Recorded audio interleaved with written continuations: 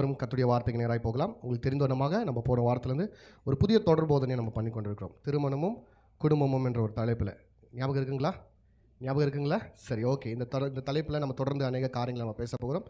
அதுக்கு முன்னாடி போன வாரம் நம்ம என்ன பேசணுன்றதை பற்றி நம்ம லைட்டாக இன்றைக்கி ஒரு ரீவைண்ட் பண்ணிவிட்டு இன்றைக்கி நம்ம இன்னொருடைய பாடத்துக்கு போகலாம்.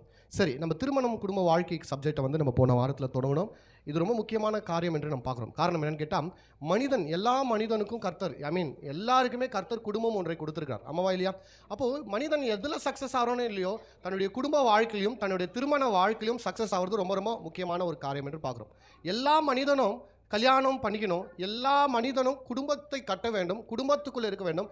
அது வந்து ரொம்ப அற்புதமான ஒரு தேவனுடைய திட்டமாக இருக்குது. பாருங்கள், குடும்பம் என்ற ஒரு கான்செப்ட், திருமணம் என்ற ஒரு கான்செப்டை வந்து மனிதர்கள் கண்டுபிடித்தது அல்ல, அது தேவனே ஆர்கனைஸ் பண்ணுது. தேவன் தான் அதுக்குரிய ஆரிஜினாக இருக்கிறார். அதனால் தயவு செய்து புரிந்து கொள்ளும். ஸோ இந்த திருமண வாழ்க்கையும் இந்த குடும்பமும் கர்த்தர் ரொம்ப பரிசுத்தமாய் ரொம்ப ஹானர் பண்ணுறார். ரொம்ப முக்கியம். அவருடைய பார்வையில் திருமண வாழ்க்கையும் குடும்ப வாழ்க்கையும் கர்த்தர் ரொம்ப என்ன பண்ணுறாருன்னா ஸ்ட்ராங்காக பார்க்குறார். அதனால் அதை குறித்து நாம் அறிந்து கொள்வது ரொம்ப முக்கியம். காரணம் என்ன கேட்டால், இன்றைக்கி வந்து நான் இன்றைக்கி உங்களெல்லாம் உட்கார வச்சுட்டு நிலாவுக்கு எப்படி போகிறது அப்படின்னு சொல்லிட்டு எடுக்கலான்னு வச்சுக்கோங்களேன். எடுக்கலாம், அந்த மாதிரி ஒரு சப்ஜெக்ட் இருக்குதுன்னு வச்சுக்கோங்களேன், நான் எடுக்கிறேன். ஸோ அதனால் யாருக்கு லாபம்னா, நிலாவுக்கு யாருன்னா போகிறவங்க யாருன்னா இருந்தால் அவங்களுக்கு தான் என்னது லாபம். ஆமாவா இல்லையா? இப்போ உங்களை உட்கார வச்சுன்னு நிலாவுக்கு எப்படி போகிறதுன்னு நான் கற்றுக் கொடுத்துருன்னு வச்சுக்கோங்களேன். அதனால் உங்களுக்கு என்ன பலனு? ஒன்றுமே பலன் இல்லை. யாருக்கு எதை போதிச்சா அதுக்கு ஆப்டாக இருக்குமோ அதுதான் உங்களுக்கு போதிக்கணும். கரெக்டாக? அப்போ ஏன் இந்த சப்ஜெக்டை உங்களுக்கு போதித்து கொண்டிருக்கிறேன் என்றால், நம்ம எல்லாருமே திருமண வாழ்க்கையில் இருக்கிறோம், நம்ம எல்லாருமே குடும்பத்துக்குள்ளே இருக்கிறோம். ஆனால் பிரச்சனை என்னென்னா, இந்த அநேக பேருக்கு இந்த குடும்ப வாழ்க்கை சரியாக அமையறதுனால சந்தோஷம் இல்லாமல் போகுது, குடும்பத்தில் நிம்மதி இல்லாமல் போகுது. அதை ரீபில்ட் பண்ணுறது எப்படின்றதையும் பற்றி பேசுகிறோம். இதுக்கு முன்னாடி கல்யாணம் ஆகணுங்க எப்படி அதை சரிப்படுத்திக் கொள்வதை பற்றியும் நாங்கள் பேச போகிறோம். கல்யாணம் ஆகாதவங்க எப்படி அவங்களுடைய திருமண வாழ்க்கையை சக்ஸஸ்ஃபுல்லாக வெற்றிகரமான ஒரு திருமண வாழ்க்கையை அவர்கள் மாற்றிக்கொள்வது, அதை குறித்து நம்ம பேச போகிறோம். அதனால் கல்யாணம் ஆகாதவங்க ரொம்ப ஸ்ட்ராங்காக தயவு செய்து ரொம்ப ஷார்ப்பாக கவனிங்க. சாதுலாம் நோட்ஸ் எல்லாம் ரெடி பண்ணிட்டார் பாருங்க. அது மாதிரி தான் இருக்கணும், உஷாரா. நோட்ஸ் எடுத்துன்னு வாங்க. கல்யாணம் ஆகாதவங்க உட்காந்து நோட்ஸ் எடுங்க, கல்யாணம் ஆனவங்களும் நோட்ஸ் எடுங்க. இதெல்லாம் அவங்க வாழ்க்கையை மாற்றுகிற சத்தியம். ஆமேன், ஆமேன். சரி, இன்றைக்கி நம்ம என்ன பார்க்க போகிறோம் என்றால், 2 கேள்விக்கான பதிலை கண்டுபிடிப்போம். ஒன்று, திருமணம் என்றால் என்ன? 2வது, திருமணம் எதற்கு? என்னதுங்க? திருமணம் என்றால் என்ன? திருமணம் எதற்கு பண்ணிக்கணும்? ஓகே. ஸோ நான் ஒரு பதில் தரேன் பாருங்கள். இது முதலாவது நான் ஒரு இங்கிலீஷில் இதை வாசிக்கிறேன். 2வதாக உங்களுக்கு தமிழில் நான் அதை கொஞ்சம் மொழிபெயர்த்து நான் என்ன பண்ணுறேன் சொல்கிறேன் பாருங்கள். Marriage is a life long promise between a man and women to live together as a husband and wife, loving, helping and caring each other before God. தமிழில் நான் சொல்ல பாருங்கள். திருமணம் என்பது ஒரு ஆணுக்கும் பெண்ணுக்கும் இடையில் கடவுளுக்கு முன்பாக கணவன் மனைவியாகவும் ஒருவருக்கொருவர் நேசித்து உதவி செய்து காத்து கொண்டு நீடிய காலம் அதை சத்திய பிரமாணத்தோடு காப்பதுனது திருமணம். புரியல தானங்க? எனக்கு தெரியுது, உங்களுக்கு புரியாது இது. ஸோ திருமணம்னா என்ன? சிம்பிள். ஒரு ஆணும் பெண்ணும் தங்கள் வாழ்நாள் முழுமையாய் ஒருவருக்கொருவர் நேசித்து அன்பு செலுத்தி உதவி செய்து கொண்டு, உனக்கு நான் ஹெல்ப் பண்ணுறேன், எனக்கு நீ ஹெல்ப் பண்ணு, உதவி செய்து கொண்டு ஒரு அண்டர்ஸ்டாண்டிங்கில் நீடிய காலமாய் வாழ்கிறாங்க பார்த்தீங்களா? அதாவது திருமணம் வாழ்க்கை தான் திருமணம். நல்லா புரிந்து கொள்ளுங்க. 2 பேர் சேர்ந்து வாழ்கிற வாழ்க்கைக்கு பேர் தான் அது திருமணம். இந்த திருமணம் என்றால் அதை பற்றி நம்ம பின்னாடி பேசலாம். ஆனால் ஒன்று மாத்திரம் புரிந்து கொள்ளுங்க. 2 பேர் அந்த எடுக்கிற தீர்மானம் இருக்குது பார்த்தீங்களா? டிசிஷன், அந்த டிசையர், விரும்பி எடுக்கிற தீர்மானத்துக்கு பேர் தான் திருமணம். திருமணம் என்றால் நோட்டீஸ் அடிக்கிறது இல்லை, கல்யாணம் மண்டபத்தை நியமிக்கிறது இல்லை, தாலி கட்டுறது இல்லை, மோந்திரத்தை மாற்றிக்கிறது இல்லை, 2 பேரும் ஃபோட்டோ ஷூட் ஒன்றா சேர்ந்து எடுக்கிறது இல்லை, பிள்ளையை பெற்றுக்கிறது திருமணம் இல்லை, ஒரே வீட்டில் வாழ்கிறது திருமணம் இல்லை. 2 பேரும் வாழ்நாள் முழுமையாய் சாகிற வரைக்கும் உனக்காக நான் வாழ்வேன், எனக்காக நீ அப்படின்ற ஒரு தீர்மானம் எடுக்கிறாங்க பார்த்தீங்களா? அந்த டிசிஷனுக்கு பேர் தான் திருமணம். புரியுதுங்களாங்க? இந்த டிசிஷன் எடுக்கிற ஆட்கள் ரொம்ப முக்கியம். இது வந்து என்ன? கான்ட்ராக்ட் இல்லை, covenant. Marriage is not a contract. கான்ட்ராக்ட்னா ஒரு காலகட்டம் இருக்கும், அந்த காலகட்டத்துக்கு அப்புறம் அந்த கான்ட்ராக்ட் என்ன ஆகுனா முடிஞ்சிடும். காமன் லா கான்ட்ராக்ட்னு சொல்லிட்டு ஒன்று இருக்குது பாருங்க. அமெரிக்கா தேசத்தில், வேறு தேசத்துலலாம் அது ரொம்ப பிரபலமானது. அது காமன் லா கான்ட்ராக்ட்னா என்னன்னு கேட்டால், ஒரு பெண்ணை எனக்கு பிடிச்சிருக்குதா, ஆனால் லைஃப் டைம் கமிட் ஆகிறதுக்கு எனக்கு பிடிக்காது.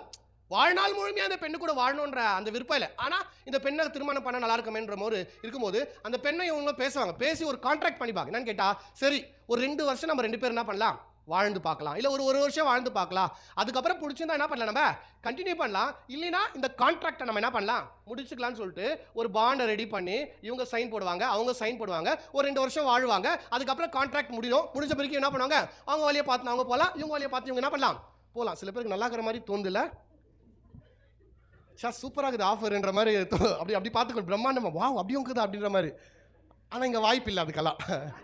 நல்லா கவனிங்க, it is not a contract, it's a covenant. Covenant என்றால் உடன்படிக்கை. கவனன்ட் என்றால் உடன்படிக்கை. உடன்படிக்கை என்றால் ஒரு காலமும் உடைய முடியாது.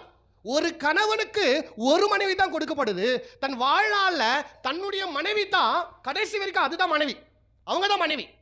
ஒரு தேர்டு வேற ஒரு அஃபெக்ஷன், வீத அஃபெக்ஷன், அந்த அஃபெக்ஷன் அது ஒட்டு சேர்க்க முடியாது. கடவுள் நியமித்தது என்னன்னு, ஒரு ஆணுக்கு ஒரு பெண்ணு தான். வேதத்தில் அநேக பேர் பாலியோ மேரேஜ் எல்லாம் பண்ணிருக்காங்க. பல திருமணம், பல மனைவிகள் அப்படின்ற கான்செப்ட் எல்லாம் பைபிள் இருக்குது. ஆனா இட்ஸ் நாட் டிவைன்லி கான்செப்ட். அது தெய்வீகமான திட்டம் அல்ல, அது கடவுள் கொடுத்தது அல்ல. கடவுள் கொடுத்தது ஆதாமுக்கு ஏவாள் மாத்திரமே. அவள் சரியிருக்கிறாளோ சரியில்லையோ, அவள் ஹைட்டாகிறாளோ குள்ளமாகிறாளோ, கருப்பாக்கிறாளோ வெள்ளையாகிறாளோ, பல்லு பெருசாகுதோ சின்னதாக இருக்குதோ, முடி பெருசாகுதோ சின்னதாகுதோ, ஆதாமுக்கு துணை ஏவாளு தான். ஏன்? இவங்க 2 பேரும் இணைந்து வாழ வேண்டும். எப்போ? தங்கள் ஆயுள் வாழ்க்கை முடிகிற வரைக்கும் ஒருவருக்கொருவர் நேசித்து அன்பு செலுத்தி உதவி செய்து கொண்டு வாழ்றாங்க. பார்த்தீங்களா? இந்த வாழ்வுக்கு பேர் தான் திருமணம். எத்தனை பேருக்கு புரிஞ்சிச்சுங்களாங்க?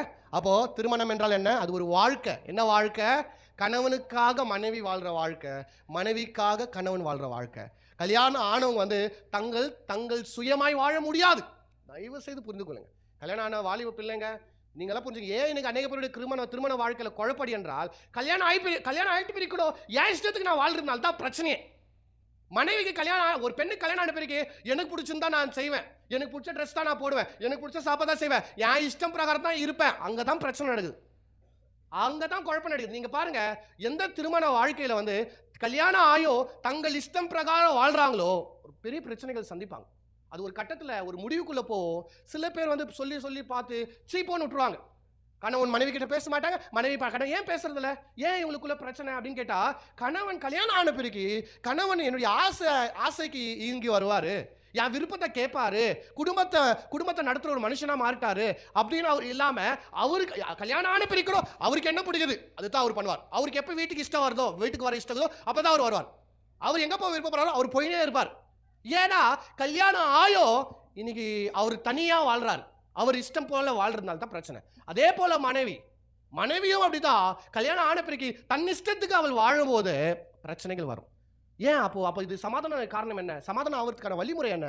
கல்யாணம் ஆனவொன்னே நான் தனித்து வாழ முடியாது, என் இஷ்டத்துக்கு என்னால் வாழ முடியாது, எனக்கு கொடுக்கப்பட்ட மனைவி இஷ்டம் பிரகாரம் நான் வாழ வேண்டும், கணவனுடைய இஷ்டம் பிரகாரம் மனைவி வாழ வேண்டும், விருப்பத்தின் தக்கதாக. எல்லாமே இஷ்டம் பிரகாரம்னா அதுக்குன்னு கணவர்கள் மிச்சராயணுன்ற மாதிரி இல்லை. எல்லாத்துக்குமே சொல்லு, கணவன் மனைவி சொல்றதெல்லாம் கொட்டுன்னு அப்படியாமா விட்டுருமா, அப்படியாமான்னு கொண்டு போறதுக்கு அல்ல. கணவன் சொல்றதுக்கு எல்லாம் மனைவி செய்துன்னு அடிமையா ஆவறது அல்ல. அது ஒரு ஜென்யூனான ஒரு கோவர்க்கிங் மாதிரி, ஒரு சமத்துவம் மாதிரி. உண்மையான சமத்துவம் எங்க ஸ்டார்ட் ஆகுதுன்னா குடும்பத்தில் தான் ஸ்டார்ட் ஆகும். அது நம்முடைய காலகாலமாய் ஆணாதிக்கம் மூலியமாய், அடுக்குமுறை மூலியமாய், பெண்கள் என்றால் அடுப்பங்கரையில் இருக்கணும், பெண்கள் என்றால் வீட்டில் இருக்கணும், பெண்ணுனா சொல்ற பேச்சு கேட்கணும், பெண்ணுனா அப்படியே வளர்த்துட்டாங்க. தவிர ஆண்களுக்கு புத்திமதி சொல்லாம வளர்க்க மறந்துட்டாங்க. ஆண்களுக்குனா எப்படின்னா கல்யாணம் ஆச்சா அவன் இஷ்டம், அவன் வாழ்க்கை, எப்படின்னா போட்டோம், எங்கனா பண்ணிட்டோம், எங்கனா தங்கட்டும், எங்கனா செய்யட்டும். கணவன் அதே குடும்பத்தில் நீங்க பாருங்களேன், கணவன் எப்போ வராரு சொல்ல மாட்டார். அதே விஷயத்தை ஒரு மனைவி செய்யும் போது, இப்ப கணவன் 3 நாள் டூர்னு சொல்லிட்டு போயிடுறாரு, ஏதோ ஒரு ஊருக்கு போயிடறான்னு வச்சுங்களேன். இதே வேலையை மனைவி செய்யும் போது இந்த சமுதாயம் ஏத்துக்குமா? ஃப்ரெண்ட்ஸ் கூட ஜாலியா போயிட்டு வர, என் கதைக்கு நீ நேரத்துக்கு வர அப்படின்னு கணவன் ஈஸியா குரல் கொடுப்பாரு. ஆனா மனைவி டக்குன்னு இதே மாதிரி பிள்ளைங்களெல்லாம் விட்டுட்டு, கணவனெல்லாம் விட்டுட்டு, இவங்க சாப்பிட்றாங்களா என்ன பண்றாங்களோ அதை பத்தி எனக்கு தெரியல, நான் பேக் எடுத்து நான் போறேன் எங்க ஃப்ரெண்ட்ஸ் கூட, நான் எங்கேயோ ஒரு டூருக்கு கோவாக்கோ வேளாங்கண்ணிக்கணும் அப்படி போயிட்டு அந்த சமுதாயம் ஏத்துக்குமா? ஏன் ஏத்துக்கிறதில்ல? ஏன்னா நமக்கு ஒரு கேவலமான மனப்பான்மை இருக்குது.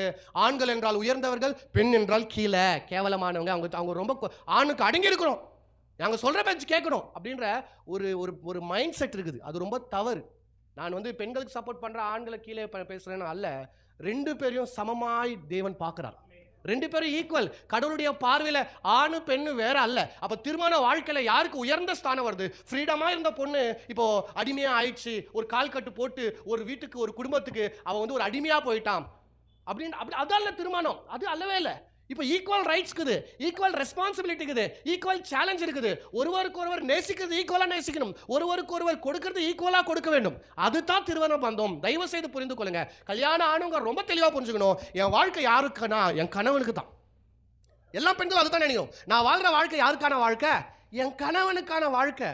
அவருக்காகத்தான் நான் என்ன பண்ண போறேன்? வாழ போறேன். ரெண்டாவது, கணவன் புரிஞ்சுக்கொள்ளணும், என் மனைவிக்காகத்தான் நான் என்ன பண்ண போறேன்? வாழ போறேன். அப்போ ஒருவருக்கொருவர் வாழ்ற வாழ்க்கை இருக்குது பாத்தீங்களா, அந்த வாழ்வுக்கு பேர் தான் திருமணம். புரிஞ்சுச்சிங்களா? எத்தனை பேருக்கு புரிஞ்சிச்சு? அப்போ எப்போ எனக்கு நான் வாழ்றனோ அங்கே பிரச்சனைகள் ஸ்டார்ட் ஆகும். கணவனுக்கு 10 மணி வரைக்கும் வெளியே சுற்றணுன்ற இஷ்டம் இருக்குது, ஃப்ரெண்ட்ஸ் கூட உட்காந்து பேசலாம், ஜாலியாக இஷ்டம் இருக்குது. ஆனால் அது முடியாது, அது கூடாது. என் மனைவிக்கு 9 மணிக்கு மேலே லேட்டாக வந்தா பிடிக்காது. அப்போது புத்திசாலியா 9 மணிக்கு வீட்டுக்கு வந்துடுறாரு பார்த்தியா, கல்யாணம் ஆனவனே இவன் மாற்றான், நல்லா இருந்தா கல்யாணம். மாற்றம் வேணுங்க. சில பேர் சொல்லுவாங்க, நான்லாம் மாற மாட்டேன், பொண்டாட்டி அடுத்து யாரும் வரட்டும், என் இஷ்டத்தான் வாழ்வேன். அது நல்ல வாழ்க்கை இல்லவே இல்லை. ஒரு எவ்வளோ பெரிய ஊர் சுத்தனா இருக்கட்டும், எங்கள் ஊர் சுற்றுறவனா ஃப்ரெண்ட்ஸ் இருக்கிற எவ்வளோ பேர்னா இருக்கட்டும், ஆனால் கல்யாணம் ஆச்சா மனைவி அந்த அந்த அந்த மனைவி கொடுக்க வேண்டிய இடத்த கொடுக்க வேண்டும், குடும்பத்துக்கு கொடுக்க வேண்டிய இடத்த கொடுக்க வேண்டும், ரெஸ்பான்சிபிலிட்டி எடுத்துக்கொள்ள வேண்டும், வேலைக்கு போகணும், சம்பாதிக்கணும், குடும்பத்தை காப்பாற்றணும். அவன் தான் நல்ல கணவன். சில ஃப்ரெண்ட்ஸ் பேச்சுலலாம் இருக்கும், பேச்சுலலாம் சொல்லுவாங்க பாருங்க, நல்லா இருந்தால் கல்யாணத்துக்கு முன்னாடி எங்கள் கூட ஜாலியாக சுற்றுவான், எங்கே வேணாலும் வருவான். இப்போ பார்த்தேன் இவன் வந்து பொண்டாட்டி தாசன் ஆகிட்டான். கல்யாணம் ஆனவன வீடு பொண்டாட்டி. அது தாங்க கரெக்டு. கல்யாணம் ஆகிட்டு பொண்டாட்டியும் பிள்ளைங்கள விட்டுட்டு ஊர் சுற்றினே இருக்குது. அது கரெக்டுன்னு நினைக்கிறீங்களா நீங்கள்? நியாயம் நினைக்கிறீங்களா நீங்கள்? அது நியாயமே இல்லை, அது தப்பு, அது தவறு. அப்போது ஒருவருக்கொருவர் வாழ்கிற வாழ்க்கை இருக்குது பார்த்தீங்களா, அது ரொம்ப முக்கியம். மனைவிக்கு தெரியணும். சில மனைவிகள்லாம் பாரு, ஆவுனா அம்மா வீட்டுக்கு கோச்சிங் போயிடுவாங்க.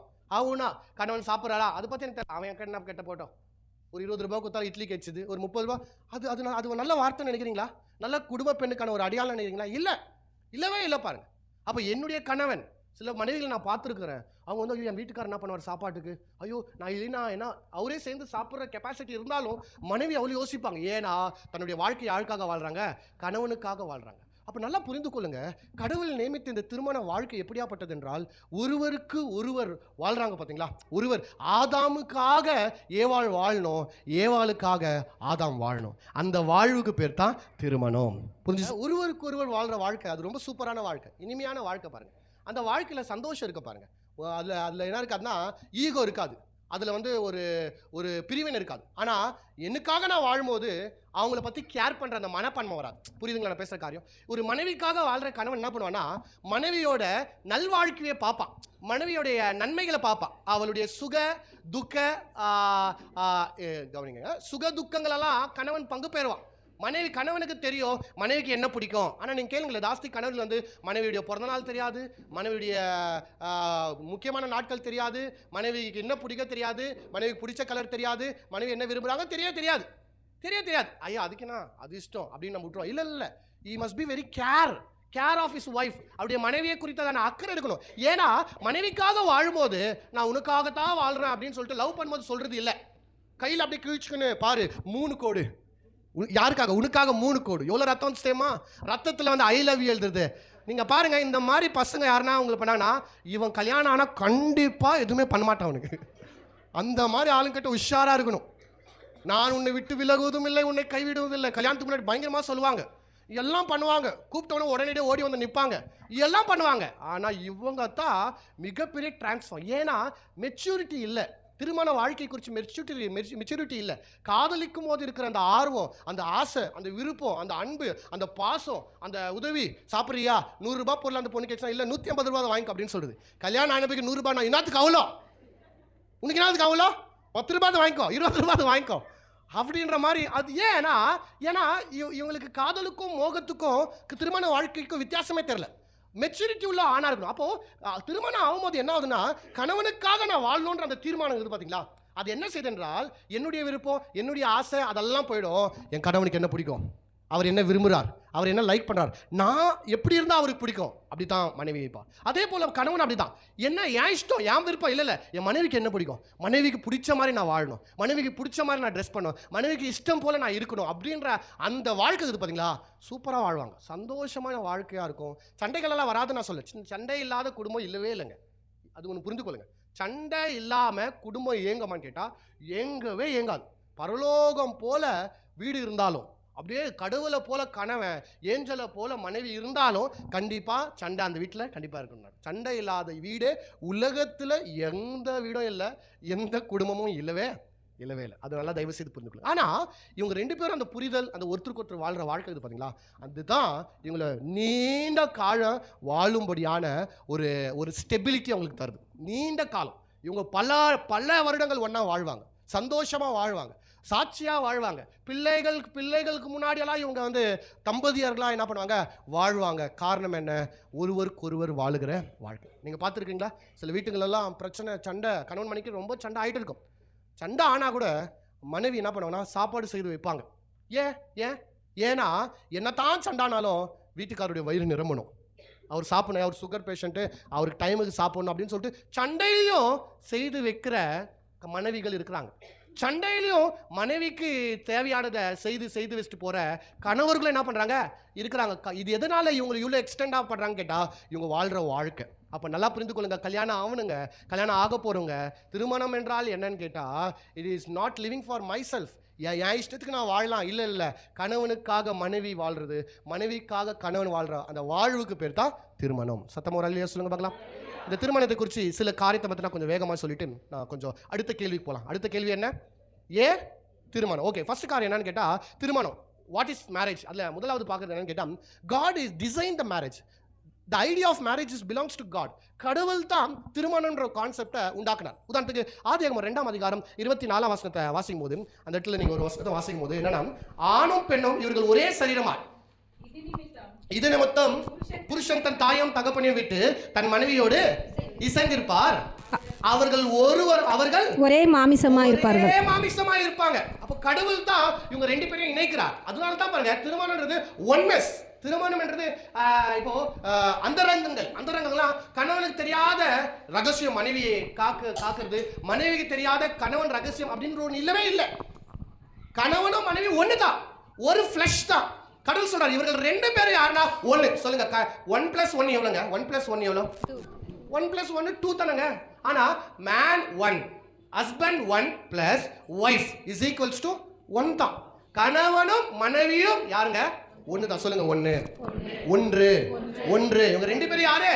ஒன்று தான். அதனால தான் பாருங்க, எல்லாம் கணவன் மனைவியோட கல்யாணம் ஆன பிறகு அவங்க பேரு கூட தன்னுடைய கணவன் பேரை என்ன பண்ணுவாங்க, சேர்த்துப்பாங்க. அப்போ சேர்த்துக்கும் போது நான் வேற அல்ல, நீ ஐடென்டிட்டி என்னன்னு கேட்டா என் கணவன் தான் என்னுடைய ஐடென்டிட்டி, என்னையும் அவர் என்ன பண்ண பிரிக்க முடியாது, நாங்கள் 2 பேரும் யாரு? ஒன்று அப்படின்னு காண்பிக்கிறதுக்காக தான் கடவுள் சொல்றாரு, திருமண வாழ்க்கையில கடவுள் தான் இவள் 2 பேரையும் ஒன்றாய் இணைத்திருக்கிறார். அப்போ வாட் இஸ் மேரேஜ்னா லிவிங் டுகெதர், ஒருவருக்கொருவர் வாழ்றாங்க. அந்த வாழ்க்கைக்கு பேர், அவருக்காக நான் வாழ்றேன், எனக்காக அவர் வாழ்வார், அந்த வாழ்வு பேர் தான் திருமணம். அதுல இந்த திருமணத்தை கர்த்தர் தான் என்ன பண்ணாரு, டிசைன் பண்ணியிருக்காரு நம்ம பார்க்குறோம். 2வது காரியம் என்னன்னு கேட்டா, திருமணம் என்பது அது கான்ட்ராக்ட் அல்ல, எப்போ வேணாலும் நீங்க விட்டுட்டு போயிடலாம், அந்த வாய்ப்பு இல்லவே. It is a covenant. அது ஒரு பெண்ணை எடுத்து உங்க கையில எழுதுறது மாதிரி அல்ல, ஒரு பச்சை குத்துறது போல, உங்களுடைய சரீரத்தின் ஒரு அடையாளம் போல. அதை உங்களால பிரித்து எடுக்கவே முடியாது, அது உங்க இடத்துல அழிக்கவே முடியாது. இப்ப பச்சை கூட அழிச்சிடறாங்க பாருங்க. ஆனா அதனால தான் வேற சொல்றேன், உங்க வாழ்க்கையின் ஒரு அங்கம் போல, அதை உங்க இடத்துல பிரிக்கவே முடியாது போல. அதனால தான் சொல்றேன், it is not a contract, it is a covenant. அது ஒரு உடன்படிக்கை. அந்த உடன்படிக்கையில் என்னைக்கு நீங்க ஈடுபட்டுட்டீங்களோ, எப்போ ஒரு பெண்ணை இவள் தான் என் மனைவின் கைப்பிடிச்சிட்டீங்களோ, எப்போ ஒரு கணவனை மனசார இவர் தான் என் கணவனை ஏற்றுக்கொண்டீங்களோ, அந்த பந்தத்தை பிரிக்கவே முடியாது. எப்போ பிரிவு நடக்குதோ அந்த கவனன்ட்டை நம்ம பிரேக் பண்றோம், கணவனுக்கு துரோகம் பண்றோம், மனைவிக்கு துரோகம் பண்றோம், அந்த குடும்பம் கேயாசான குடும்பம். அது உண்மையான திருமண வாழ்க்கைக்கு அடையாளம் அல்ல, அது வேற ஒரு தவறான ஒரு வாழ்க்கையா அது மாறிடுது. புரியுதுங்களா நான் பேசுற காரியம்? மாறிடுது. அப்போ 2வது என்ன, திருமணம் என்றால் it's not a contract, it is a covenant நம்ம பார்த்தோம். 3வது காரியம் என்னன்னு கேட்டா, திருமணம் போது அது ஒரு யூனிட்டியை கொண்டு வரும். திருமணம் என்ன கொண்டு வருது? யூனிட்டியை கொண்டு வருது. எப்படின்னா, நான் வேற, என் மனைவி வேற, ஆனா திருமணம் என்ற ஒண்ணுல நாங்கள் ஒன்றாய் மாறும். அப்போ நானும் என் மனைவி மாத்திரம் ஒன்றா மாறல, எங்க 2 குடும்பமும் ஒன்றாய் மாறும். எங்க 2 குடும்பம் மாத்திரமல்ல, எங்க 2 ஊரும் ஒன்றாய் மாறுது. புரியுதுங்களாங்க?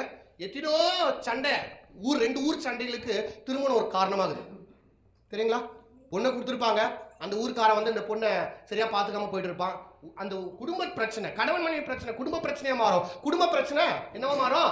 ஒரு ஊர் பிரச்சனையா மாறும். அதே இவங்க அன்பா இருக்கும்போது நானே கேள்விப்பட்டுக்கிறேன். அந்த ஊர்ல இருந்து கட்டணங்க நல்ல பொண்ணுங்க, அப்ப டக்குன்னு சொல்லுவாங்க, அப்ப அதே ஊர்ல ஒரு பொண்ணை பாருங்க, எங்க பையனுக்குறா நல்ல பொண்ணுங்க, அந்த ஊர்ல அந்த ஏரியால இருந்து நல்ல பொண்ணுங்க, நல்லா வளர்த்துக்கிறாங்க, நல்லா படிச்சுக்கிறாங்க. ஐயா அந்த ஏரியா பையன் நல்ல பையங்க, அந்த ஏரியால இருந்து அந்த ஊர்ல இருந்து பையனை எடுத்தா நல்லா இருக்கும். அப்போ என்ன திருமணத்துல ஒரு ஒரு ஒரு ஒரு ஆணும் பெண்ணும் மாத்திரம் இணைக்கப்படுறதில்ல, ஒரு குடும்பம் இணைக்கப்படுது, ஒரு ஒரு சொசைட்டி இணைக்கப்படுது, ஒரு கிராமம் இணைக்கப்படுது, ஒரு ஒரு பட்டணங்கள் இணைக்கப்படுது. அப்போ இந்த குடும்ப திருமணம் என்றால் என்ன தம்மாங்க? Unity, union. திருமணம் என்றால் என்ன? ஒன்றாய் இணைக்கிற ஒரு காரியமா இருக்கிறது. அது பிரிந்து போகிற காரியம் அல்ல, கசப்புக்குரிய காரியம் அல்ல, இணைகிற சந்தோஷத்துக்குரிய ஒரு காரியமா நம்ம என்ன பண்றோம்? பார்க்கிறோம். அடுத்ததான் நம்ம போகலாம். ஒன்னு நான் சொன்னேன், கடவுள் தான் இதை டிசைன் பண்ணிக்கிறார். ரெண்டாவது, it is not a contract, it is a கவர்னன்ட் சொல்றேன். மூணாவது காரியம், இவங்க 2 பேரும் ஒன்னா இணையும் போது இவங்க மாத்திரம் ஒன்னா இணையதில்ல, அது ஒரு யூனிட்டிக்கு அடையாளமாகுது. திருமணம் என்றால் யூனிட்டிக்கு. அதனால தான் பாருங்க, திருமணம் நம்ம எப்படி பண்றோம்? பொதுவா சொந்தம் பந்தம், ஃப்ரெண்ட்ஸ், ஃபேமிலி, வீட்டு பக்கத்துல இருக்கிறவங்க, ஏரியாக்காரு, ஊருக்காரு எல்லாரையும் கூப்பிட்டு பண்றோம். அப்படிதானே பண்றோம்? அப்படிதானே? பத்திரிக்கை அடிச்சு, நம்மளுடைய கலாச்சாரத்துல ஸ்பெஷலா பத்திரிக்கை மாத்திரம் இல்ல, அது கூட தேங்காய், வாழைப்பழம், ஸ்வீட் பாக்ஸ், லொட்டு லொசுக்கு, வெத்தலை பாக்கு, 2 பூவு, ஊரா போயிட்டு பேக் தூக்கின்னு அதை கொடுக்குறோம். ஏன் கொடுக்குறோம்? ஏன் அவங்களை அழைக்கிறோம்? நோட்டீஸ் கொடுக்கும்போது இவங்க வராம இருந்தா நல்லா இருக்கும்னு தோணும், அப்படியே நினைச்சு கொடுக்குறோம். வாங்குறவங்க போகக்கூடாதுன்ற முடிவில் தான் வாங்குறவங்க ஜாஸ்தி பேர் இருக்கிறாங்க. ஆனா கொடுக்குறவங்க எப்படி கொடுக்குறாங்க? எல்லாருமே வாழணும், என் குடும்பத்துக்கு வரணும், மொய் வச்சுட்டு போகணும் அல்ல, என் பிள்ளைகளை வாழ்த்துட்டு போகணும். இந்த திருமணத்துல இவங்களும் ஒரு ஐக்கியமாகணும். அப்போ திருமணம் எதை குறிக்குது என்றால் ஐக்கியத்தை குறிக்குது, யூனிட்டியை குறிக்குது, யூனியனை குறிக்குதுன்னு சொல்லிட்டு நம்ம என்ன பண்றோம் பார்த்தோம். 4வது காரியம் என்னன்னு கேட்டா, திருமணம் என்றால் it's reflect the Christ and the church. திருமண வாழ்க்கை எதற்கு மாதிரியா இருக்குன்னு கேட்டா, கிறிஸ்து எப்படி சபையை நேசித்தாரோ அது போல அந்த அன்புக்கு கடவுளும் இயேசுவும் சபையும் எப்படியாப்பட்ட உறவு. சபைக்காக இயேசு என்னெல்லாம் பண்ணார், இயேசுக்காக சபைக்கு என்னெல்லாம் பண்ணி கொண்டிருக்கு, அது போல கணவன் மனைவி கடவுளுக்கு நிகரான ஒரு எக்ஸாம்பிள் தான் திருமண வாழ்க்கை. கடவுள் எப்படி பரிசுத்தமானவரோ, கடவுள் எப்படி நம்மளை அளவுக்கு அதிகமா நேசித்தாரோ அது போல தான் திருமண வாழ்க்கையில் எந்த விதமான பவுண்டரிஸ் இருக்காது. என் மனைவி நான் இவ்வளவு தான் நேசிக்கிறேன் இல்ல, மனைவியை அளவுக்கு அதிகமாக நேசிக்கிற கணவனும், கணவனை அளவுக்கு அதிகமாக நேசிக்கிற மனைவியும், அதுதான் ஆக்டான ஒரிஜினலான உண்மையான திருமண வாழ்க்கை என்று நம்ம என்ன பண்றோம் பார்க்கிறோம். கடைசியாக ஒரே ஒரு காரியம், திருமண வாழ்க்கை it's a life of sacrifice. திருமணம் என்றால் என்ன? திருமண வாழ்க்கை என்றால் என்ன? சாக்ரிஃபைஸான வாழ்க்கை. ஏன் இதை சொல்றேன்? இது ரொம்ப முக்கியமா எல்லாரும் தயவு செய்து புரிந்து கொள்ளுங்க. திருமண வாழ்க்கை சாக்ரிஃபைஸ். அதனால தான் பாருங்க, அதுலயே ஸ்பெஷலா கணவனுடைய சாக்ரிஃபைஸ் பெரிதா இருக்கும். நீங்க நல்லா வாட்ச் பண்ணுங்க, கிறிஸ்தவ திருமண வாழ்க்கையில வந்து கணவன் கல்யாணத்துல பிளாக்கை தான் போடுவான், பிளாக் கோட்டை தான் போட்டு என்ன பண்ணுவாங்க, திருமணம் பண்ணுவாங்க. பெண்கள் வந்து ஒயிட் ஃப்ராக்கை போட்டு இருப்பாங்க கிறிஸ்டியன் மேரேஜ்ல. ஏன் பிளாக் சூட்டை போட்டு தான் அவன் திருமணம் பண்றான் அப்படின்னு கேட்டா, இந்த பிளாக் வந்து ஃபியூனரலுக்கு அடையாளமாக தான். ஃபியூனரல்னா அடக்க ஆராதனை, சாவுக்கு, மரணத்துக்கு அடையாளமாக தான். அப்ப கணவன் இன்னும் உண்மையாக என்ன சொல்றேன்னா, என் வாழ்க்கை இனியோட முடிஞ்சிச்சுன்னா கல்யாணம் ஆயிடுச்சு முடிஞ்சிச்சு அப்படி இல்லை, இதுக்கு முன்னாடி நான் வாழ்ந்த பாத்தீங்களா, இதெல்லாம் என் வாழ்க்கை இனியோட முடிஞ்சிச்சு, நான் புதுசா என்ன பண்றேன், என் வாழ்க்கையை தொடங்குறேன். அப்ப எல்லா திருமண வாழ்க்கையை பாருங்க, நியூ பிகினிங். கல்யாணம் ஆன வாழ்க்கையே அது என்ன வாழ்க்கை? புதிய தொடக்கம் என்றால் பழைய மாதிரியே வாழ்ந்துன்னு இருக்கக்கூடாது, சாக்ரிஃபைஸ் இருக்கணும். நீ எவ்வளோ காரியங்கள் பண்ணி ஆளா இருந்தா இருக்கலாம், நீ எவ்வளோ பிஸியான ஆளா இருந்தா இருக்கிறவனா இருக்கலாம், நீ ஓடினே இருக்கிற ஆளா கூட இருந்துக்கலாம். ஆனா இப்போ மனைவிக்காக சிலவற்றை சாக்ரிஃபைஸ் பண்ணி தான் வாழணும். சாக்ரிஃபைஸ் பண்ணும், உன் டைமை சாக்ரிஃபைஸ் பண்ணும், உன் பழக்க வழக்கத்தை சாக்ரிஃபைஸ் பண்ணும், உன் ஃப்ரெண்ட்ஸை சாக்ரிஃபைஸ் பண்ணும், நீ ஊர் சுத்தத்தை சாக்ரிஃபைஸ் பண்ணும், வீணான செலவுகளை என்ன பண்ணும், சாக்ரிஃபைஸ் பண்ணணும். அதே போல மனைவி அம்மா அப்பாவை சாக்ரிஃபைஸ் பண்ணணும், அவங்களுடைய ஆசை பாசங்களை சாக்ரிஃபைஸ் பண்ணும், அவருடைய இஷ்டத்தை சாக்ரிஃபைஸ் பண்ணும். ஏன் சாக்ரிஃபைஸ் முக்கியமா அப்படின்னு கேட்டா, முக்கியம். சாக்ரிஃபைஸ்ல தான் அன்பின் உச்சமே இருக்குது. ஆமா தானங்க? தாய்கள் நீங்க பாருங்க, பொதுவா அவங்க வீட்டுல சாப்பாடு கொஞ்சம் இருந்தா இருக்கிற சாப்பாடெல்லாம் பிள்ளைகளுக்கு போட்டு, இருக்கிற சாப்பாடெல்லாம் வீட்டுல இருக்கிறவங்க போட்டு தாய் பட்டினியா இருப்பாங்க. பார்த்துருக்கீங்களா? அது என்ன நினைக்கிறீங்க? அது ஒரு மிகப்பெரிய சாக்ரிஃபைஸ். என்ன காண்பிக்குது என்றால், என் வயிறு நிரம்பினாலும் பரவாயில்ல, என் பிள்ளைகளுடைய வயிறு நிரம்பட்டும், என் கணவன் சாப்பிட்டோம். கணவன் பாருங்க, அவனுக்கு துணி எடுத்துக்கொள்ளினாலும், அவன் வந்து வாட்டர் ஸ்லிப்பர் கிழிஞ்ச பேண்ட்டை போட்டிருந்தாலும் தன் மனைவிக்கு நல்லா ட்ரெஸ் பண்ணணும், தன் பிள்ளைகள் நல்லா ட்ரெஸ் பண்ணணும்னு சொல்லிட்டு எடுத்து கொடுக்குறாங்க. பத்தி அது என்ன நினைக்கிறீங்க நீங்க? சாக்ரிஃபைஸ். இது மிஸ் ஆகும் போது பாருங்களேன், பிள்ளைகளை பத்தி அக்கறை இல்லை. அம்மா ஃபர்ஸ்ட் சுட சுட போட்டு சாப்பிட்டுறா அம்மா. அப்பா மனைவி எப்படி புடவை கட்டுறது நம்மளுக்கு தெரியல, பிள்ளைங்க என்ன ட்ரெஸ் போடுறது தெரியல. நான் மாத்திரம் எனக்கு 1500 ரூபாய் ஷர்ட் வேணும், 3000 ரூபாய் பேண்ட் வேணும், ஃபர்ஸ்ட் நான் எடுத்துப்பேன். அந்த வீடு எப்படி இருக்கும் நீங்க யோசிச்சு பாருங்களேன். நல்லா இருக்கும்னு நினைக்கிறீங்களா? இல்ல. காரணம் என்ன? சாக்ரிஃபைஸ் இல்ல. அப்ப திருமண வாழ்க்கையில் என்ன இருக்கணும்? சாக்ரிஃபைஸ் இருக்கணும். என்ன? மனைவிக்காக சில காரியங்களை நான் விட்டு விடுவேன், கணவனுக்காக சில காரியங்களை விட்டு விடுவேன், கணவனுக்கு பிடிக்காத காரியங்களை நான் விட்டு விடுவேன், மனைவிக்கு பிடிக்காத காரியம் விட்டு அந்த விட்டு கொடுத்து அந்த தியாகமாய் சாக்ரிஃபைஸ் பண்ணாங்க பாத்தீங்களா? அதுதான் அருமையான ஒரு வாழ்க்கைன்னு பார்க்கணும். ஸோ இதுதான் பாருங்க ஓவரால் திருமணம் என்றால் என்ன? அது ஒருவருக்கு ஒருவர் வாழ்ற வாழ்க்கை. கணவனுக்காக மனைவி வாழ வேண்டும், மனைவிக்காக கணவன் வாங்க. இது கர்த்தரால நியமிக்கப்பட்டது. இது கான்ட்ராக்ட் இல்ல, இது ஒரு கவனண்டா இருக்குது. இது கிறிஸ்துவுக்கு சாயலா இருக்குது. இது சாக்ரிஃபைஸ், ஒருத்தருக்கு ஒருத்தர் விட்டு கொடுத்து என்ன பண்ண வேண்டும்? வாழ வேண்டும். இதுதான் திருமணம். இந்த பிரகாரம் திருமணம் நம்ம செய்யும்போது, இந்த பிரகாரம் வாழும்போது வாழ்க்கை அருமையா இருக்கும்னு பார்க்கணும். சரி, இப்போ இன்னொரு காரியம், அடுத்த கேள்விக்கு போது இன்னொரு காரியம் என்னன்னா, திருமணம் என்றால் என்ன? சாரி, இங்கிலீஷ்ல தமிழ்ல அப்படி வருது, இப்போ நான் இங்கிலீஷ்ல சொல்ல பாருங்க. What is difference between wedding and marriage? வெட்டிங்க்கும் மேரேஜ்க்கும் வித்தியாசம் என்ன? தமிழ் எப்படி சொல்றதுன்னா, திருமண விழாவுக்கும் திருமண வாழ்வுக்கும் என்ன வித்தியாசம்? ஒன்றும் வித்தியாசம் இல்லை. அப்படியா? வெட்டிங் கேள்விப்பட்டீங்களா? இப்போ ஹாப்பி மேரேஜ் டேன்னு சொல்லுவீங்களா, ஹாப்பி வெட்டிங் டேனுவீங்களா? ஹாப்பி வெட்டிங் டேன்னு சொல்றீங்க, ஏன் ஹாப்பி மேரேஜ் டேன்னு சொல்ல? இப்போ நான் சொல்றேன் பாருங்க, மேரேஜ்க்கும் வெட்டிங்க்கும் என்ன வித்தியாசம் அப்படின்னு கேட்டா, வெட்டிங்ன்றது ஒரு ஈவெண்ட், வெட்டிங்ன்றது ஒரு விழா. அதனால தான் நான் தமிழ்ல சொன்னேன் திருமண விழா.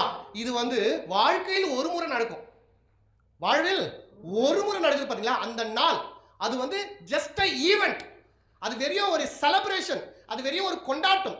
ஆனா வெட்டிங்ன்றது கொண்டாட்டம், வெட்டிங்ன்றது ஈவெண்ட். ஆனா திருமணம் என்பது அது வாழ்வு, லாங் லைஃப், தினந்தோறும், டெய்லி.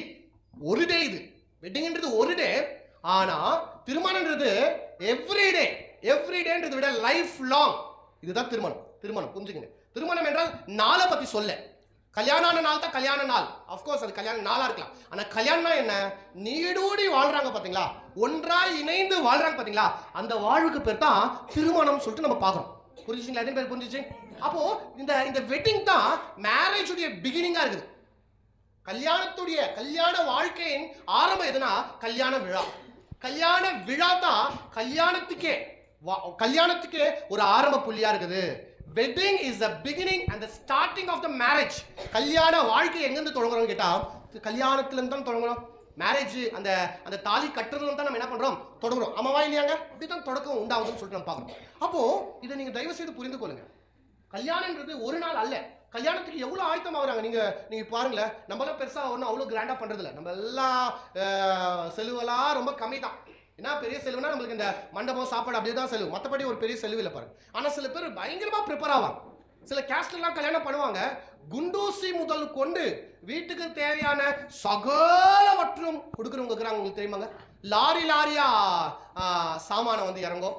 கட்லு, பீரோ, ஃப்ரிட்ஜ், வாஷிங் மிஷின், கிரைண்டர், எல்லாமே சகலமும். இன்னும் சில பணக்காரர் என்ன பண்றாங்கன்னா பிளாட்டே வாங்கி கொடுத்துறாங்க. சொந்த வீடே என்ன பண்றாங்க? திருமணத்துக்காக வாங்கி கொடுக்குறாங்க. ஏன் இதெல்லாம் பண்றாங்க? நீங்க யோசிச்சு பாத்தீங்களா? ஏன் ஒரு பெண்ணை கட்டி கொடுக்கும் போது அந்த பெண்ணுடைய வீட்டார்கள் சகலமும் செய்து அந்த பெண்ணுக்கு பண்ணி தராங்க. இன்னும் சொல்ல போனா வீட்டுக்கு தேவையான எல்லாம் பொருளும், காரு, பைக்கு எல்லாமே தராங்க. ஏன் இது பண்றாங்கன்னா சிம்பிளான காரியம், அவங்க சந்தோஷமா இருக்கணும். அதுதானங்க.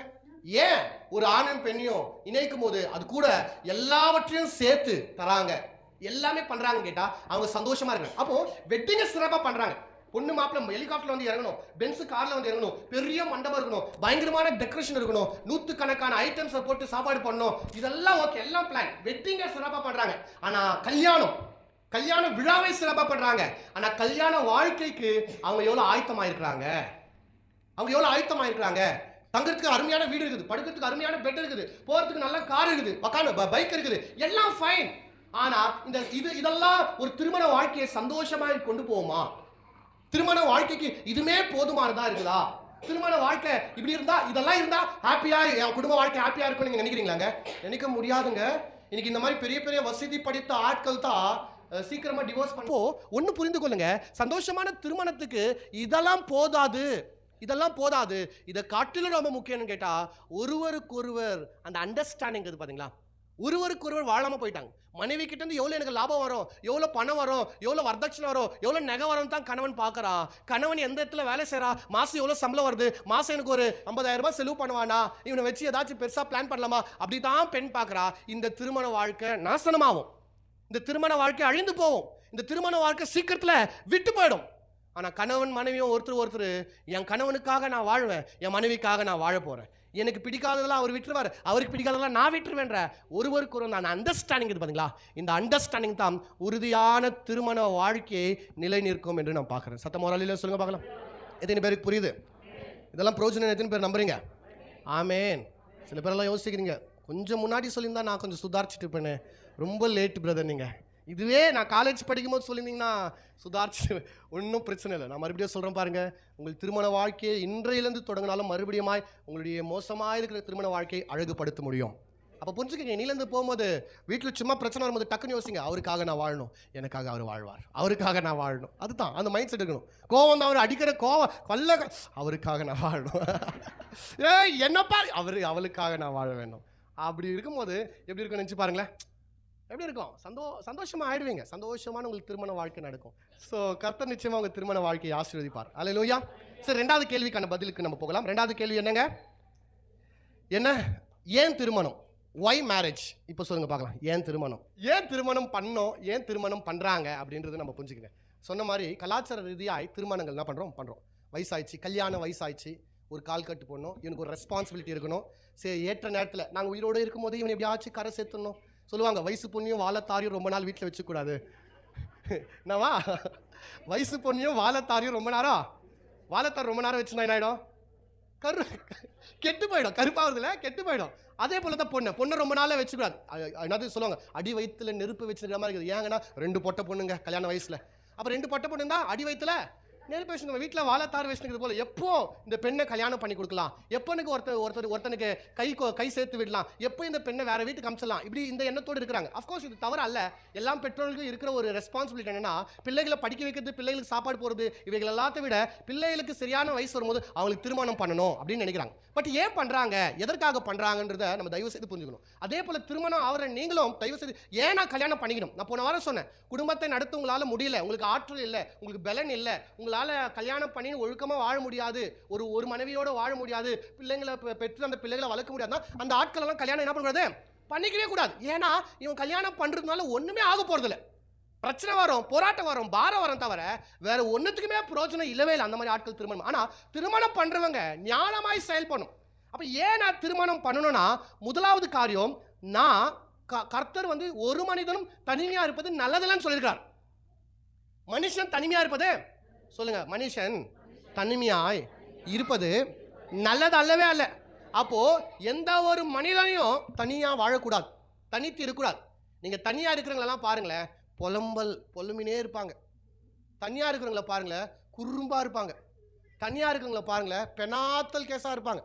கல்யாணம் ஆகாமல் வயசு ஆகினுக்கிறவங்களெல்லாம் பாருங்களேன், பொலிமினே இருப்பாங்க, பெனாத்தினே இருப்பாங்க, நொடிச்சினே இருப்பாங்க. எல்லாரையும் அவங்க முன்னாடி யாருனா கல்யாணம் ஆகக்கூடாது, அவங்கள திட்டினு இருப்பாங்க, யாரும் சந்தோஷமாக இருக்கக்கூடாது, பொலிமினே இருப்பாங்க. அது அவங்களுடைய தவறு நான் சொல்ல வரல. இந்த தனிமை என்ன பண்ணுன்னு கேட்டால் ஒரு ஏக்கத்தை உண்டு பண்ணும். அதான் தான் சொல்கிறேன், உங்கள் வீட்டில் உங்கள் பிள்ளைங்கிறாங்களா, ஒரு பெண் பிள்ளையாக இருந்தால் ஒரு 25 வயசுக்குள்ளே தயவு செய்து அவங்களுக்கு திருமணம் பண்ணுங்கள். ஒரு ஆண் பிள்ளையாக இருக்கிறனா ஒரு 30 ஒரு 28 வயசுக்குள்ளே அந்த பையனுக்கு எப்படியாச்சும் என்ன பண்ணுங்கள், திருமணம் பண்ணுங்கள். ஏன்னா திருமணம் எல்லாருக்குமே it's not a option, it is must. எல்லாருக்குமே திருமணம் பண்ணணும். ஏன் திருமணம் பண்ணா, மனிதன் தனிமையாக இருப்பது நல்லது இல்லை. மனுஷன் தனியாக வாழக்கூடாது. தனியாக இருக்கும்போது அவனுக்குள்ள ரெஸ்பான்சிபிலிட்டி இருக்காது. தனியாக இருக்கும்போது அவன் சோஷியல் மொராலிட்டியோடு அவன் வாழ மாட்டான். தனியாக இருக்கும்போது அவன் ஒழுக்கத்தில் இருக்க மாட்டான். இருக்கலாம், சில பேர் இருக்கலாம், சில பேர் சாதிச்சவங்க யாராச்சும் 1-2 பேர் தான் நீங்கள் சொல்ல முடியும். இவர் தனியாக கல்யாணமே பண்ணிக்காமல் சாதிச்சாரு. ரொம்ப குறைந்து கட்டுப்பாட்டோட ஒழுக்கத்தோட வாழ்க்கையின் மிகப்பெரிய லட்சியத்தோடு இருந்தவங்க தான் அந்த மாதிரி பெரிய பெரிய சாதனைகள் பண்ணாங்க. ஆனால் எல்லா மனிதனுக்கும் கம்பேனியன் ஒருத்தர் வேணும், துணையாளர்னு ஒன்று வேணும். எல்லாம் பொண்ணுக்கும் ஆணுன்ற ஒரு துணை வேணும், எல்லா ஆணுக்கும் பெண்ணுன்ற ஒரு துணை வேணும். காரணம் என்ன, மனிதன் தனிமையாக இருப்பது நல்லது இல்லை. கடவுள் நல்லதில்லைன்னு சொன்னது ஒரே ஒரு இடம் தான், அது இங்கே தான். என்ன, மனுஷன் தனிமையாக இருப்பது நல்லதில்லை. நான் தனியாக இருந்தானா அவன் பாட்டில் சுற்றுவான், அவன் இஷ்டத்துக்கு சாப்பிடுவான், அவன் இஷ்டத்துக்கு வீட்டுக்கு வருவான். அந்த மனிதன் அந்த வாலிப மகன், அந்த வாலிப பையன் சரியாகவே தன் ஒழுக்கத்தில் அவன் வாழ முடியாது. அது ஒரு நல்ல சமுதாயத்தை உண்டு பண்ணாது பாருங்க. அப்போ எல்லாருமே திருமணம் பண்ணிக்கணும், ஏன்னா தனித்து இருக்க முடியாது. லோன்லினஸ் இஸ் மிகப்பெரிய அது ஒரு டேஞ்சர். பாருங்க, தனிமை மிகப்பெரிய டேஞ்சர். தனிமை தான் அநேக வியாதிகளுக்கு காரணமா இருக்குது. தனிமை தான் அநேக போதை பழக்கங்களுக்கு காரணமா இருக்குது. தனிமை தான் அநேக மனிதர்களை டிப்ரெஷனுக்குள்ள ஆக்குது. அப்போ ஒரு மனுஷன் தனியாவே இருக்கக்கூடாது, அவனுக்கு ஒரு கம்பேனியன் இருக்கணும். ரெண்டாவது காரியம், he has a emotional bond. he needs a emotional bond. அவனுக்கு அவன் எப்படி சொல்றது, உணர்ச்சி பூர்ணமான உணர்வுகள் மனிதனுக்கு இருக்குது. அவனுக்குள்ள பாசம் இருக்குது, அன்பு இருக்குது. அது யார் மேலாம் ஒருத்தர் மேலே வச்சாகணும். ஒரு ஒரு இதயத்தில் ஒரு பெரிய பாரம் இருக்குது. பாரம், அந்த பாரம் ஒரு பெண்ணுக்கு மிகப்பெரிய ஒரு பாரம் இருக்குது, இல்லை ஒரு ஆணுக்கு மிகப்பெரிய பாரம். இந்த பாரத்தை இறக்கி வைக்கிற ஒரு சுமை தாங்கி யாருன்னா வேணும். அப்போ ஒரு கணவன் மனைவி பாருங்களேன், ஒரு கணவன் வந்து அம்மா கிட்ட கத்த மாட்டான், இல்லை வெளியே இருக்கிறவங்களுக்கு கத்த மாட்டான், ஆனால் ஒய்ஃப் கிட்ட கத்துவான். காரணம் என்ன? எமோஷனலாக இவங்க 2 பேரும் கனெக்ட் ஆகிட்டு இருக்கிறாங்க. அதே போல் மனைவி எமோஷனலான ஒரு சப்போர்ட் தேவைப்படுது ஒரு மனிதனுக்கு. அந்த எமோஷனலான சப்போர்ட் எங்கே கிடைக்கும்னு கேட்டால், குடும்பத்தை விட மனைவி கிட்ட தான் ஒரு கணவனுக்கு எமோஷனல் பாண்டிங் கிடைக்கும். கணவன் கிட்ட தான் மனைவி கிட்ட கிடைக்கும் ஒரு எமோஷனல் பாண்டிங். அவங்க அன்பு காட்டி வைக்க வேண்டும், ஒருத்தர் பாசத்தை காட்டி பகிர்ந்து கொள்ள வேண்டும். அப்போ தான் அந்த குடும்ப வாழ்க்கை சிறப்பாக இருக்கும்னு சொல்லிட்டு பார்க்குறோம். அடுத்தபடியாக கல்யாணம் ஏன் பண்ணிக்கணும்னு கேட்டால், அது ஒரு சமுதாயத்தை கட்டமைக்கும். ஏன்னா திருமணம் குடும்பத்தை உண்டாக்கும், குடும்பம் சமுதாயத்தை உண்டாக்கும், சமுதாயம் தான் இந்த தேசமாக என்ன பண்ணும், மாற வேண்டும். அப்போது நான் திருமணம் பண்ணிக்கிறதுனால என்ன ஆகுதுன்னு கேட்டால், நான் வந்து ஒரு சமுதாயத்தில் ஒரு இம்பேக்ட் உண்டாக்குறேன். நான் கல்யாணம் பண்ணி இந்த சொசைட்டியில் நான் வாழும்போது, நான் பிள்ளைகளை பெற்று அந்த பிள்ளைகளை இந்த சொசைட்டிக்கு பிரோஜனமாக அந்த பிள்ளைகளை வளர்க்கும் போது, நான் ஒரு சொசைட்டியை என்ன பண்ணுறேன்னு உருவாக்குறேன். அப்போது கடவுள் மனிதன் தனிமையாக இருக்கக்கூடாதுன்னு நினச்சி திருமணத்தை தரார். ஏன்னா என்னுடைய எமோஷனை என் மனைவியோடு ஷேர் பண்ணிக்கணும். கணவனுடைய எமோஷனை சில பேரெல்லாம் பாருங்கள், கணவன் கிட்ட கூட சொல்ல மாட்டாங்க, அவங்க வலியை சொல்லவே மாட்டாங்க. சொல்லணும். கணவன் கிட்ட மனைவி எல்லாத்தையும் ஷேர் பண்ணணும். மனைவி கிட்ட எல்லா விஷயத்தையும் கணவன் என்ன பண்ணணும், ஷேர் பண்ணணும். இவங்க 2 பேருக்குள்ள ஒளிமறைவே இருக்கக்கூடாது. இவங்க 2 பேரும் சேர்ந்து எல்லாவற்றையும் சமாளிக்க முடியும். எவ்வளோ கடன் இருந்தாலும் உங்கள் மனைவி கிட்ட சொல்லிடுங்களேன், அவங்க கொடுக்குற தைரியத்தில் நீங்கள் எல்லா கடத்துலேருந்து வெளியே வந்துடுவீங்க. அவங்களால தான் கடன் வாங்கணும்னு சொல்கிறீங்களா? சரி, எவ்வளோ பெரிய பிரச்சனை இருந்தாலும் உங்கள் கணவன் கிட்ட சொல்லுங்களேன், உங்கள் கணவன் அதெல்லாம் பார்த்துப்பார். தப்பு பண்ணிட்டேங்க, ஆயிடுச்சிங்க இப்படி அப்படின்னு நீங்கள் சொல்லிப்பாங்களே, சரி விடு, நான் மற்றதெல்லாம் என்ன பண்ணுவேன் பார்த்துப்பேன்னு சொல்கிற கணவன் இன்றைக்கும் இருக்கிறாங்க. அப்போ இவங்க 2 பேருக்குள்ள அந்த ஐக்கியம், அந்த பந்தம் ரொம்ப முக்கியம் என்று நம்ம என்ன பண்ணுறோம் பார்க்குறோம். அடுத்தபடியாக ஏன் திருமணம் பண்ணிக்கணும் என்றால், நம்ம மறுபடியும் சொல்கிற ஒரு வசனத்தை மாத்திரம் வாசிக்கலாமா? 1 கொரிந்தியர்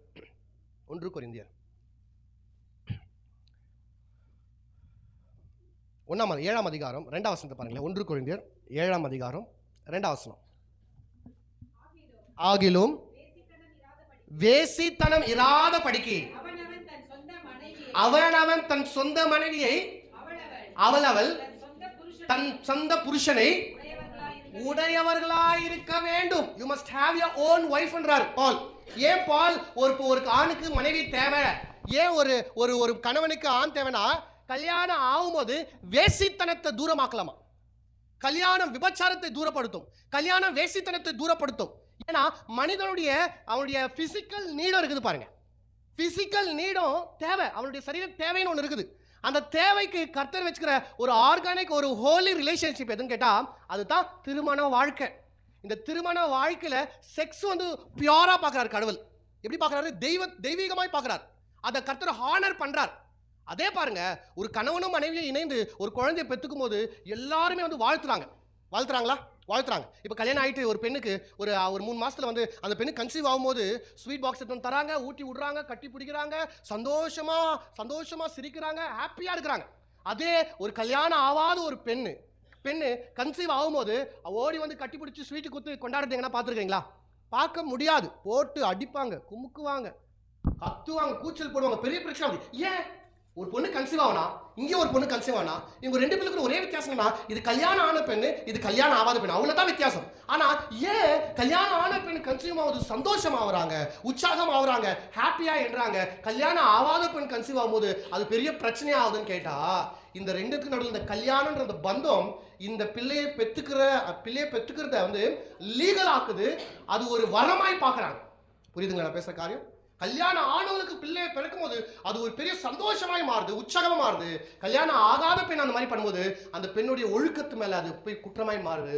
அந்த பெண்ணை அசிங்கப்படுத்துவாங்க, கேவலப்படுத்துவாங்க, அவமானப்படுத்துவாங்க. அப்ப என்ன, திருமண வாழ்க்கையில கர்த்தர் சொல்றாரு இந்த இடத்துல, அவனவன் தன் சொந்த மனைவி உடையவனா இருப்பானாக, சொந்த புருஷன் இருப்பானாக. ஏன்? கல்யாணம் ஆகும்போது அவங்க வேசித்தனத்தை தூரமாக்குவாங்க. ஒரு நல்ல கணவன் யார் தெரியுமாங்க? தன் மனைவியை தவிர வேற எந்த பெண்ணும் பார்க்க மாட்டேன், எந்த பெண்ணு கூட பழக்கத்தை வைத்துக் கொள்ள மாட்டேன்னு சொல்லிட்டு இருக்கலாம். பாத்தீங்களா? மனைவி தான், என் மனைவி தான் எனக்கு, நான் அந்த மனைவி தவிர வேற யாரும் இல்லை அப்படின்ற அவன் தான் உண்மையான கணவன். அதே போல மனைவி கணவன் தான் என்னுடைய உண்மையான, அவன் தான் எனக்கு இந்த உலகத்துல கணவன் தான், இவர் தான் எனக்கு கணவன். என் ஆசை பாச சுகம் துக்கம் இன்பம் எல்லாமே யாரோட? என் கணவனோட தான். இதை தாண்டி ஒரு உறவு இருக்கும்போது அது எதை எஃபெக்ட் பண்ண தெரியுமா? உங்க குடும்ப வாழ்க்கையை எஃபெக்ட் பண்ணும். த ராங் அஃபெக்ஷன், தவறான ஒரு உறவு, தவறான ஒரு பழக்க வழக்கங்கள் குடும்பத்தை நாசனம் பண்ணிடும், குடும்பத்தை அழித்து விடும். மிக ஜாக்கிரதையாய் குடும்ப வாழ்க்கையில் இருக்கிறவங்க இருக்கணும். உங்க கணவன் நல்லவரோ கெட்டவரோ, உங்க கணவர் வந்து பணக்காரனோ ஏழையோ, உங்க கணவர் வந்து அதிகமா சம்பாதிக்கிறாரோ ரொம்ப குறைவா ஆனா இந்த பூமியில நீங்க வாழ்ற வாழ்க்கைக்கு துணையாய் கர்த்தர் அவரை தான் கொடுத்திருக்கார். அதனால அவர் தான் உங்க வாழ்க்கை, அவர் தான் உங்களுடைய எதிர்காலம். அதே போல உங்க மனைவி. சில நேரத்தில் கல்யாணம் ஆன பெண்கள் என்ன கேட்டா, 2 குழந்தை பிறந்தவொன்னா அழுகு போயிடும், தடியா ஆயிடுவாங்க, லைட்டா வெள்ள முடி வரும், லைட்டா மூஞ்சி. அப்போ பஸ் ஸ்டாண்ட்ல பாத்துக்கிற மாதிரியே இப்போ ஒய்ஃப் இருக்குன்னா இருக்காது. அப்போ லிப்ஸ்டிக் எல்லாம் போட்டுன்னு மெலிசா ஏதோ மாடர்ன் ட்ரெஸ் போட்டுன்னு வந்தாங்க. இப்போ நைட்டில் ஒய்ஃப் இருக்கும்போது பார்த்தாலே இது மூஞ்சா பாரு, இது மூஞ்சே கலருது. ஐயோ, என்னெல்லாம் எவ்வளோ பேர் பார்க்கறாங்க தெரியுமா? வெளியே போனா எவ்வளோ பேர் லைக் பண்ணுறாங்க தெரியுமா? இந்த அழுக்கு மூஞ்ச கல்யாணம் அப்படின்னு ஒய்ஃபை வந்து இன்னைக்கு சில கணவர்கள் திட்டுன்னு இருக்கிறாங்க. இப்போ இவர் மேக்கப் பண்ணி வெளியே போற மாதிரி ஒய்ஃப் போயிட்டா என்ன ஆகுது? பிள்ளைங்க நிலைமை, இவர் நிலைமை என்ன ஆகும்? அது புரிஞ்சுக்கிறதுல பாருங்க. அப்போ கல்யாணத்துல வந்து முக்கியமான அழகு இல்லை. எல்லாருக்குமே வெள்ள முடி வரும், அது யதார்த்தம் தான். எல்லாருக்குமே மூஞ்சி சுருக்காவும், அது யதார்த்தம் தான். எல்லாருக்குமே பல்லு விழும், அது யதார்த்தமா தான். அப்போ ஒருத்தருடைய அழகை பார்த்து நான் கல்யாணம் பண்ணிட்டேன்னு வச்சுக்கோ, என் கதை முடிஞ்சிடும். அதான் சொல்றேன், கல்யாணம் பண்ற வாலிப பிள்ளைங்கள்லாம் பாருங்க, பொண்ணு பார்க்க போகும்போது பொண்ணோட சேர்த்து அவங்க அம்மாவையும் பார்த்துருங்க. ஏன்னா இன்னும் 20 வருஷத்துக்கு அப்புறம் அவங்க அம்மா மாதிரி தான் இந்த பொண்ணு ஆகும். ஒருவேளை அந்த பொண்ணுக்கு ஆயா இருந்தா கூப்பிட்டு அந்த ஆயாவையும் பார்த்துருங்க. இன்னும் 40 வருஷத்துக்கு அப்புறம் இந்த பொண்ணு அதை மாத்தான். அப்போ அழகை நீங்க முக்கியத்துவம் படுத்துட்டீங்கன்னு வச்சுக்கோங்க. மேரேஜ்ல அழகை பார்த்துட்டீங்கன்னா உங்க கதை முடிஞ்சிச்சு. அப்ப அழகு ரொம்ப முக்கியம் அல்ல, அண்டர்ஸ்டாண்டிங் தான் ரொம்ப முக்கியம். ஒரு குடும்ப வாழ்க்கையை சந்தோஷமா வைக்கிறது, ஒரு குடும்ப வாழ்க்கையை அற்புதமா எஸ்டாப்ளிஷ் பண்றது எதுமாங்க? அண்டர்ஸ்டாண்டிங் தான். அண்டர்ஸ்டாண்டிங். அப்ப ஏன் நான் திருமணம் பண்ணணும்? வேசித்தனத்திலிருந்து தூரம் வர வேண்டும் என்றால், என் தனிமையை போக்க வேண்டும் என்றால், என் இன்பம் சந்தோஷம் எல்லாத்தையும் நான் பகிர்ந்து கொள்ள வேண்டும் என்றால் எனக்கு வாழ்க்கை துணைன்றது ஒன்று வேணும். அதனால தான் பாருங்க, மனைவியை என்னன்னு சொல்றாங்க, கணவன் என்னன்னு சொல்றாங்க? வாழ்க்கை லைஃப் பார்ட்னர்ன்றாங்க. எவ்வளவு அந்த வார்த்தையோட டெப்த் நீங்க புரிஞ்சுங்களா? என் வாழ்க்கையை பகிர்ந்து கொள்கிற ஒரு நபர், மை பெட்டர் ஆஃப் என்ற வார்த்தையை சொல்றாங்க, மேக் ஃபார் ஈச் அதர்னு சொல்றாங்க, லைஃப் பார்ட்னர்னு சொல்றாங்க. எவ்வளவு அருமையான வார்த்தைகள் அதை வச்சிருக்காங்க பாருங்களா. நான் சொல்லுகிறேன், உலகத்தில் எந்த உறவா இருக்கட்டும், எல்லா உறவை காட்டிலும் ஒரு மேன்மையான உறவு கணவன் மனைவி உறவு. புரியுதுங்களா உங்களுக்கு? உலகத்திலேயே தாய் பாசம் தான் பெருசுன்னு சொல்லுவாங்க. ஆனா என்ன கேட்டீங்கன்னா, வேதத்தின் பிரகாரம் உலகத்திலேயே தாய் அன்பை விட, உலகத்திலேயே வேற ஏதாச்சும் உறவை விட, பிள்ளைகள் நேசிக்கிற உறவை விட, அண்ணன் தம்பிகளை உறவை விட, அக்கா தங்கச்சிங்களை உறவை விட கணவன் மனைவி உறவு மிகப்பெரிய உறவு. அது மிகப்பெரிய ஒரு பந்தம். புரியுதுங்களா? எத்தனை பேருக்கு புரியுது? ஏன்னா இவங்களுடைய லைஃப் ஸ்பேனை மாத்திரம் பார்த்து நம்ம முடிச்சலாம் பாருங்க. ஒரு பெண்ணு பிறந்து வளர்ந்து ஒரு 25 வயசுல என்ன பண்றாங்க? கல்யாணம் பண்ணி கொடுத்துறாங்க. அப்போ தாய்க்கும் பிள்ளைகளுக்கும் எத்தனை வருஷம் தானே ஒரு உறவு? ஒரு 25 வருஷம் தானே உறவு. ஆனா அந்த பொண்ணுக்கு மெச்சூரிட்டி வந்து தன்னுடைய வாழ்க்கையில அதிக காலம் யாரு கூட வாழ போகுது என்று கேட்டால் ஹஸ்பண்டோட தான். 25 வயசை தொடங்கி அந்த பெண் எவ்வளவு நாள் உயிரோட கூட இருக்குதோ அவ்வளவு நாள் யாரு கூட தான் வாழ போகுது? பிள்ளைகளை பெற்றுக்கும், அந்த பிள்ளைகளை வளர்த்து அந்த பிள்ளைகளுக்கு கல்யாணம் பண்ணி விட்டுருவாங்க. அப்போ நம்ம லைஃப் டைம்ல அதிகமா யாரோட டிராவல் பண்றோம்னு கேட்டா நம்முடைய லைஃப் பார்ட்னரோட தான் டிராவல் பண்றோம். அப்போ அந்த லைஃப் பார்ட்னர் தான் நம்மளுக்கு ரொம்ப முக்கியமான காரியம் என்று பார்க்குறோம். அப்போ கடவுள் ஏன் திருமணத்தை வைத்தார் என்றால், நான் என்னுடைய அன்பை ஷேர் பண்ணிக்கணும், என்னுடைய கோபத்தை ஷேர் பண்ணிக்கணும், என்னுடைய பிரச்சனைகளை ஷேர் பண்ணிக்கணும். நான் தனியாக வாழக்கூடாது, கம்பேனியன், எனக்கு உதவி செய்ய ஒருத்தர் தேவைப்படுது. அப்போ இதுக்கெல்லாம் மேட்ச் பண்ணி தான் கர்த்தர் யாரு கொடுத்தாரு? மனைவி என்ற ஒருத்தரை கொடுத்தார். ஸோ இதுதான் திருமணம். இதுதான் திருமணம் ஏன் பண்ணும். அப்போ முதலாவது நம்ம பார்த்தோம், திருமணம் என்றால் என்ன? மறந்துட்டீங்க. திருமணம்னா என்ன?